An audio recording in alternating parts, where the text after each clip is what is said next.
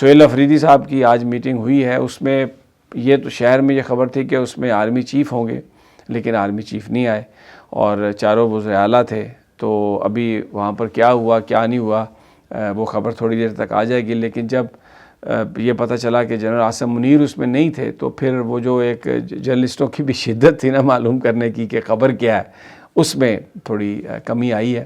تو اس لیے تھوڑا انفارمیشن جو ہے وہ تاخیر سے نکل رہی ہے، لیکن یہ انفارمیشن آ جائے گی. یہ بتایا جا رہا ہے کہ فیلڈ مارشل جو ہیں وہ بڑی ہیکٹک ڈپلومیسی میں ہیں. اچھا، اب یہ اسپیکولیشن ہے، آئی ایس پی آر نے کچھ کنفرم نہیں کیا. ہمیں تو خیر وہ اگر ہم کسی چیز کے لیے بات بھی کریں تو وہ کنفرم نہیں کرتے، جواب بھی نہیں دیتے. ہم لوگ تو ہمیں تو صحافی نہیں سمجھتے.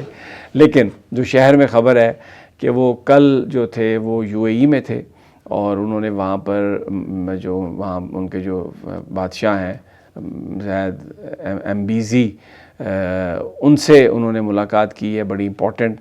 اور پھر آج بھی وہ ایسا پتہ چلا کہ کہیں پر وہ مصروف تھے ڈپلومیسی میں. لیکن یہ بھی خبر ہے کہ جو سعودیز ہیں تھوڑے خفا ہیں اور ابھی وہ ڈائریکٹ ملنے کے لیے تیار نہیں ہے.